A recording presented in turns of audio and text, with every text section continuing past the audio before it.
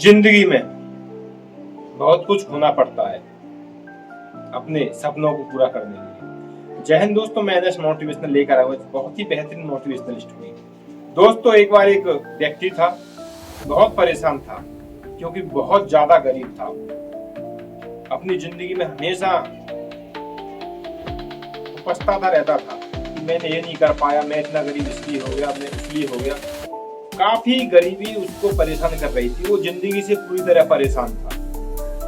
एक दिन उसे पता चला कि पास के गांव में एक महात्मा आए हुए हैं, वो हर किसी के सवाल का जवाब दे रहे हैं। तो उसने सोचा क्यों ना मैं भी जाऊं वहां पर और महात्मा से पूछूं कि मेरी गरीबी दूर कब होगी। ये सोचकर वो निकल गया महात्मा से मिलने के लिए। रात हो गई चलते चलते, तो उसे दूर अंधेरे में एक आलीशान मकान दिखाई दिया। उसने सोचा कि आज रात में यहीं पर रुकता हूँ, सुबह निकल जाऊंगा। वो उस मकान पर जाता है, बहुत भव्य मकान था। उसके मालिक से पूछता है कि मैं पास के गांव में जा रहा हूँ, वहाँ एक महात्मा आए हैं, उनसे कुछ सवाल पूछने हैं, वो सभी के सवालों का जवाब देंगे। तो अगर आप कहो तो आज रात में आपके यहाँ रुक जाता हूँ, कल सुबह निकल जाऊंगा। तो घर का मालिक बोलता है कि ठीक है, आप रुक जाओ, लेकिन एक सवाल मेरा आप उनसे पूछना, मेरी बेटी गूंगी है, वो बोलना कब शुरू करेगी। वो व्यक्ति बोलता है ठीक है। अगले दिन सुबह वो व्यक्ति वहां से निकल जाता है। फिर रास्ते में उसे एक जादूगर मिलता है। वो जादूगर पूछता है कहाँ जा रहे हो। जादूगर को बताता है कि पास के गांव में जा रहा हूँ, महात्मा आए हुए हैं। फिर जादूगर पूछता है कि उस महात्मा से मेरे बारे में भी कुछ पूछना।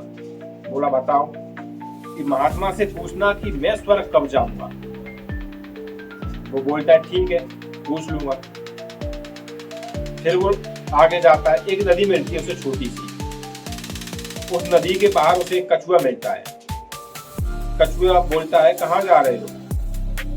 कछुए को बता देता है। फिर कछुआ उससे पूछता है, बोलता है कि मेरे बारे में पूछना महात्मा से कि मैं ड्रैगन कब बनूंगा। वो व्यक्ति बोलता है ठीक है। वो महात्मा के पास पहुंचता है। महात्मा उससे बोलते हैं क्या पूछना चाहते हो, तुम कोई भी 3 सवाल मुझसे पूछ सकते हो। तो जब महात्मा ने 3 सवाल के लिए बोला तो वो व्यक्ति सोचता है कि मैं अपनी गरीबी के बारे में पूछूं या उन 3 लोगों के ने जो मुझे क्वेश्चन दिए उनके बारे में पूछूं। तो वो सोचता है कि मेरी गरीबी तो एक न एक दिन मिट ही जाएगी, मैं उन तीनों के सवाल ही पूछ लेता हूँ। और उन तीनों के सवाल वो महात्मा से पूछता है। तो सबसे पहले उस लड़की के लिए पूछता है कि वो लड़की बोलना कब शुरू करेगी। तो महात्मा बताते हैं कि जब उसकी शादी हो जाएगी वो बोलना शुरू कर देगी। दूसरा पूछता है छड़ी के बारे में। तो जादूगर था, वो बोलता है जैसे ही वो जादूगर अपनी जादू की छड़ी किसी व्यक्ति को दे देगा वो स्वर्ग चला जाएगा। और तीसरा उस कछुए के बारे में कि जैसे ही वो अपने कवच से बाहर निकल जाएगा वो ड्रैगन बन जाएगा। और वो व्यक्ति सवालों के आंसर लेकर वापस होता है। सबसे पहले उसे कछुआ मिलता है। कछुए को बताता है कि तुम जैसे ही अपने कवच से बाहर निकलोगे तुम ड्रैगन बन जाओगे। तो कछुआ जैसे ही अपने कवच से बाहर निकलता है वो ड्रैगन बन जाता है और उसे कवच में से बहुत सारे सोने चांदी हीरे जवाहरात निकलते हैं। तो व्यक्ति उन सबको ले लेता है और उसकी गरीबी दूर हो जाती है। फिर उसे जादूगर मिलता है। जादूगर को बोलता है कि ये छड़ी जैसे ही तुम किसी दूसरे को दे दोगे तुम स्वर्ग चले जाओगे। वो जादूगर अपनी छड़ी उसी व्यक्ति को दे देता है और वो स्वर्ग चला जाता है और वो इंसान जादूगर बन जाता है। फिर तीसरा उस व्यक्ति के पास जाता है जिसकी बेटी गूंगी थी। तो उससे बोलता है कि जैसे ही तुम इसकी शादी किसी के साथ करा दोगे ये बोलना शुरू कर देगी। तो वो इंसान उसकी बेटी की शादी उसी व्यक्ति से करा देता है।